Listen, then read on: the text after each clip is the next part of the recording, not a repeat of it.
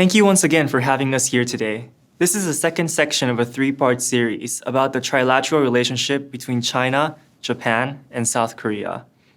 This section will give you a brief overview of the insights that we have gained from the Campus Asia program. My name is Tsubasa Kenneth Kaneko, your host for this section. As a recent graduate from the University of Tokyo, currently in the process of completing a research thesis as a double degree student, I hope that you would find something of interest in what me and my colleagues have done through the program. So let me begin with a brief recap. In the previous section, we discussed the importance of Japan, China, and South Korea relations in the context of globalization and rapid development in East Asia. And despite the importance of this trilateral relationship, antipathy remains significant between these three countries. So it is without doubt that discrepancies in the perception of historical events and territorial disputes continue to undermine rapprochement. Furthermore, one cannot forget that the source of this divergence is not limited to attitudes regarding the past, but also to current conflicts, such as the one currently unfolding in Hong Kong. Meanwhile, the potential for deeper economic integration and the predicament in North Korea calls for further cooperation. So what can we be doing to achieve this? This is where Campus Asia comes in as a new initiative. Campus Asia stands for Collective Action for Mobility Program of University Students in Asia. It is quite a long name, but it was conceived with the hope that the facility of student movement between these three countries would allow the coming generation to harbor a more holistic understanding and build real, tangible relationships with their neighbors. Those interested in international education policy would easily be able to recognize the similarities with the Erasmus program, which is widely accepted and utilized by students in Europe. So the Erasmus program was officially adopted by the European Commission in 1987.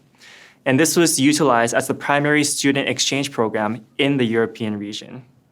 And for over 30 years, this program has promoted mobility within Europe, and with it, mutual understanding and a sense of a pan-European identity. And Campus Asia was also initially brought up as an idea during the second China-Japan-Korea Trilateral Summit held in Beijing, China in 2009.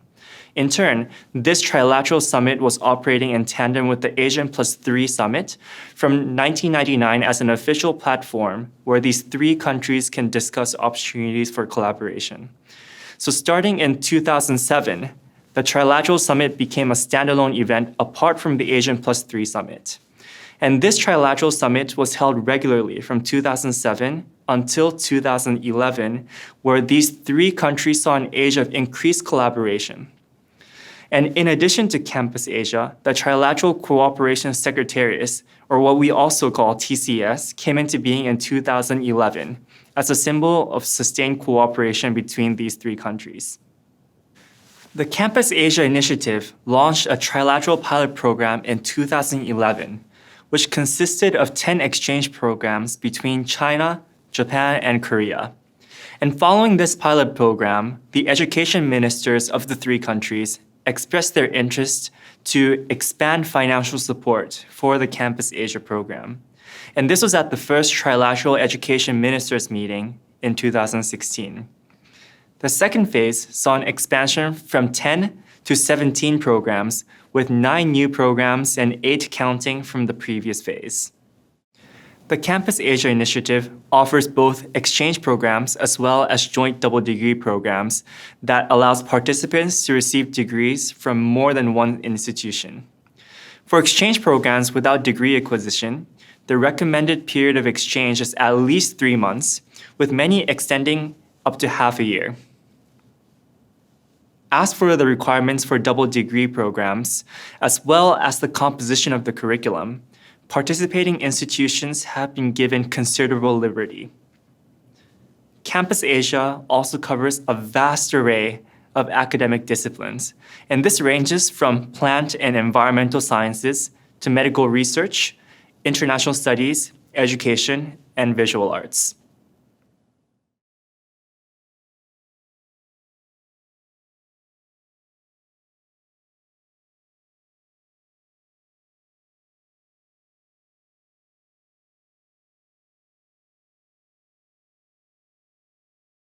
Hey Tenu, is it okay if we just ask you a few questions about the program? Okay, so how would you describe your experience from the Campus Asia program?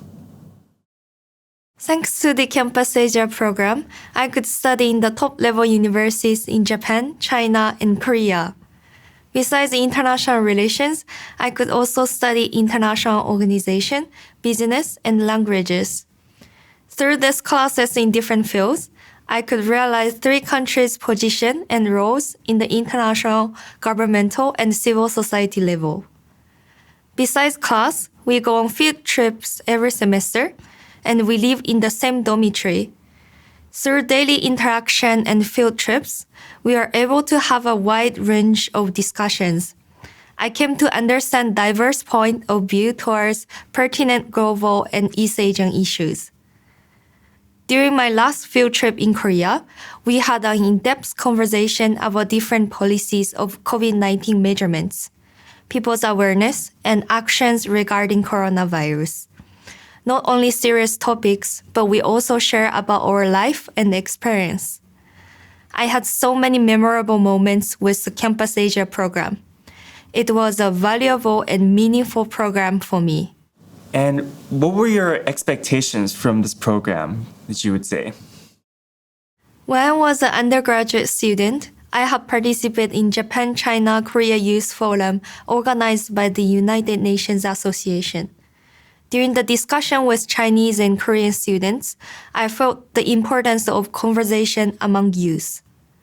Therefore, through the Campus Asia program, I wanted to obtain different points of view through discussion, deepen my understanding of regional issues from different angles, and develop cultural awareness while living in 3 countries.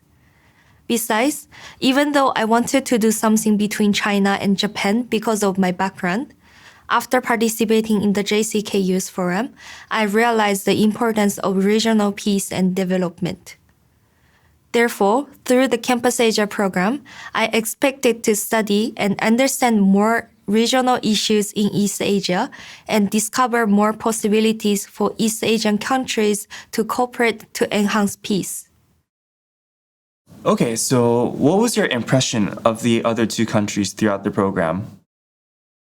To talk about China, I was surprised by the remarkable development. Even though I was born and grew up in China, after about 10 years, when I first time returned to China, it was completely different from what I had known about China. I was impressed by the technology development the most. When I go out, I only need to carry my phone because everything will be easily done by a phone. For example, online payment, shopping, food delivery, and calling a taxi. People's life had a big change by the development of technology. And regarding Korea, I felt many similarities with Japan, but also some differences. As people use the word pari-pari culture to describe Korea, everything in Korea is very fast-paced. Not only in restaurant or the metro, but also many changes have been made at fast pace such as economic growth. At the same time, it is very organized and efficient. Korean people are very diligent as well. Especially students at Seoul National University, I was really impressed how hard they study every day. Needless to say, K-pop, Korean drama, Korean language, and Korean food are very famous all over the world.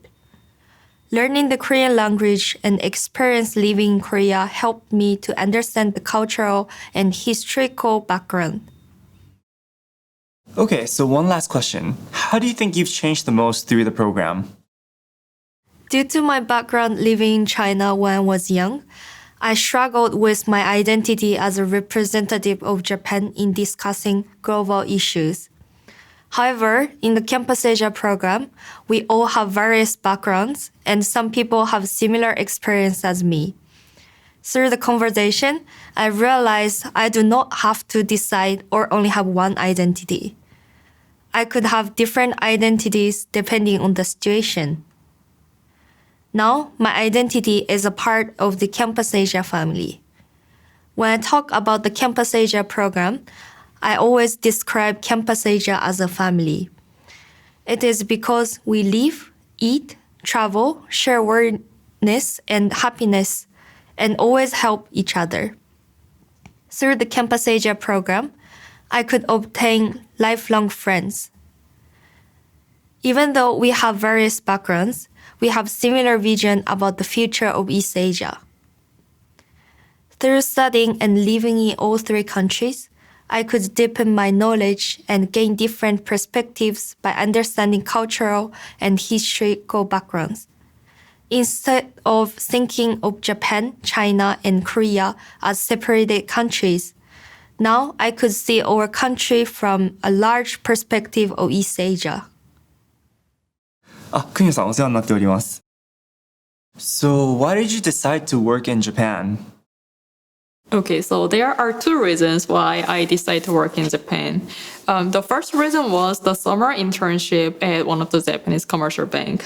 GRASP has a student internship program during the summer that introduces international students to private companies. During the internship, I was able to learn about the work of different departments and also had a chance to visit other client banks to learn about the financial industry.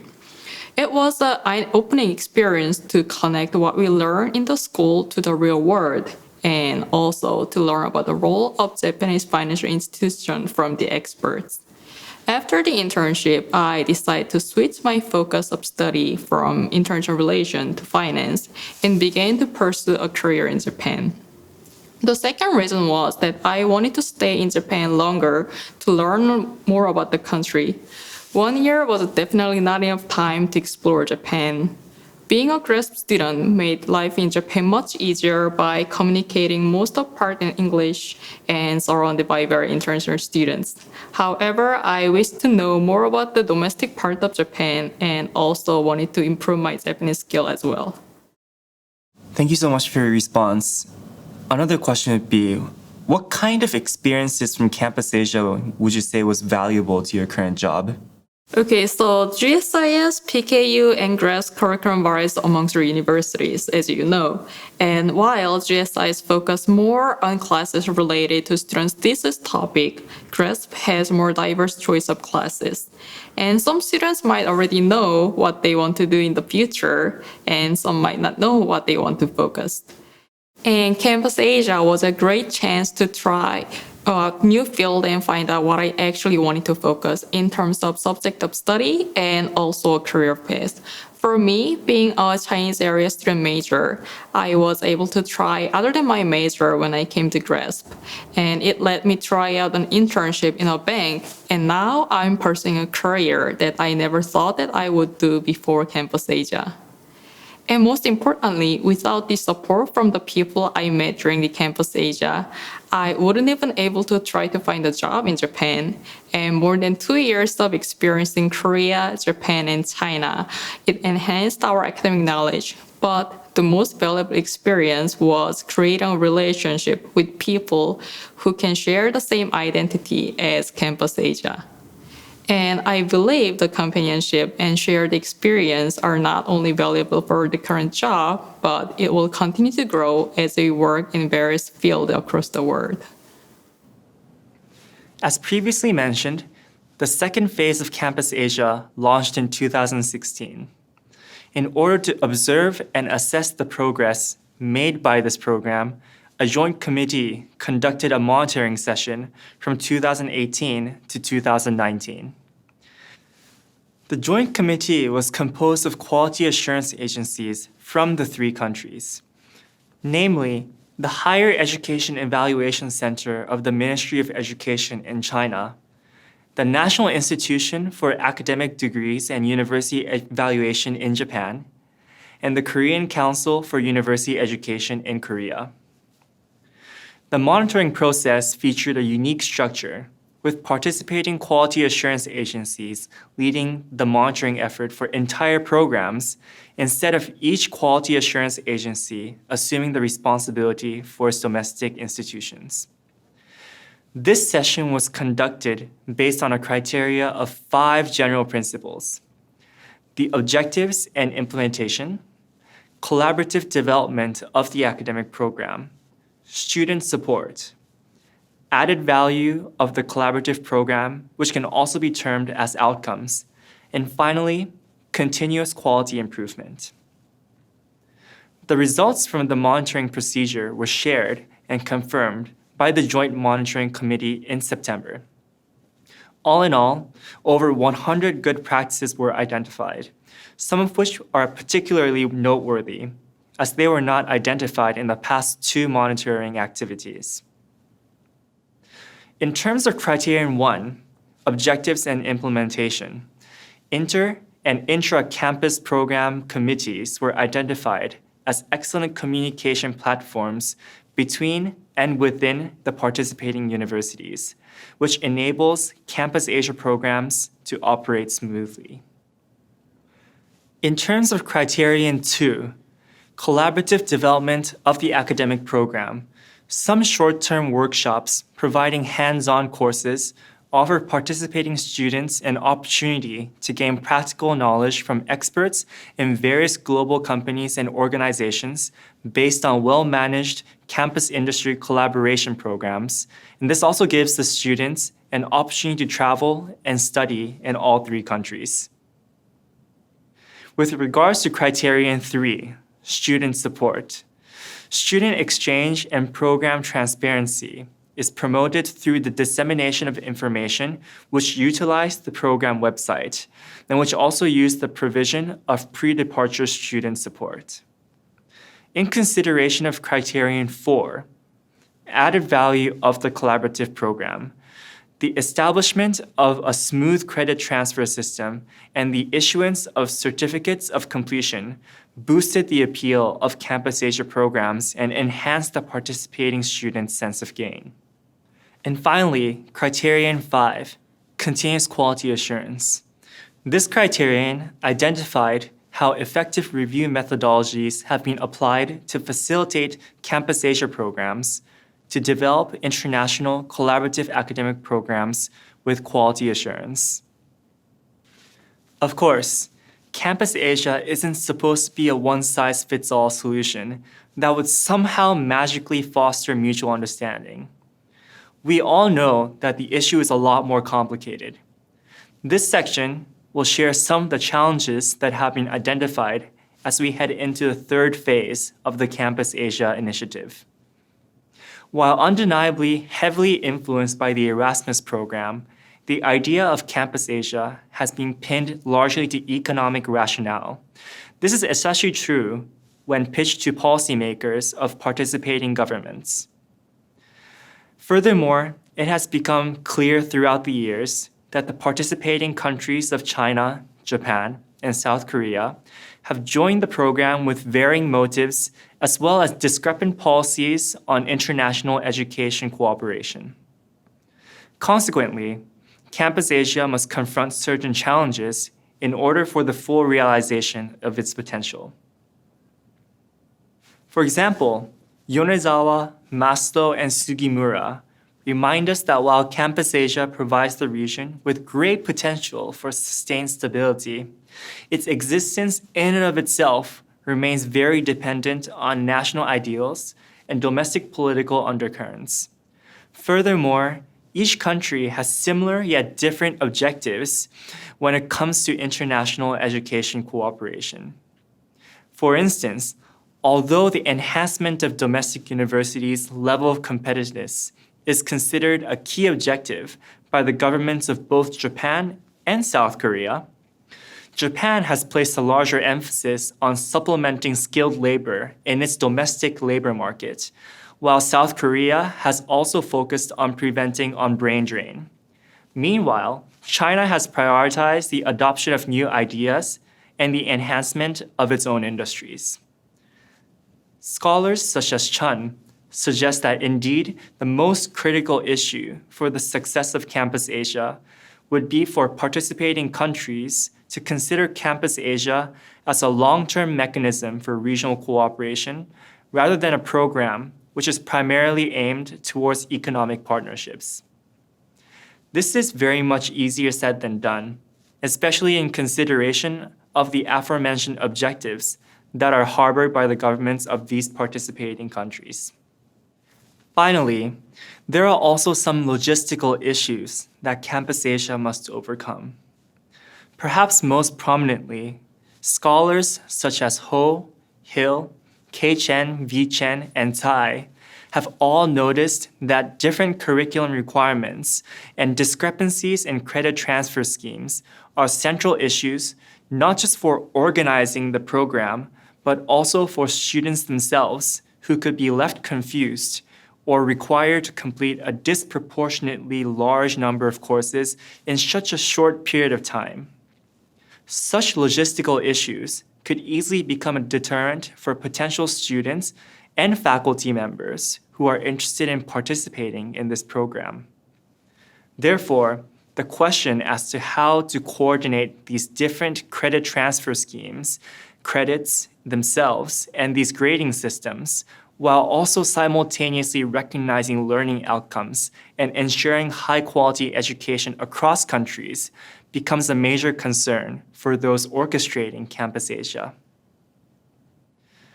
Finally, we would like to recognize Dr. Christopher D. Hammond for his interest in Campus Asia and his contribution to the program through his research.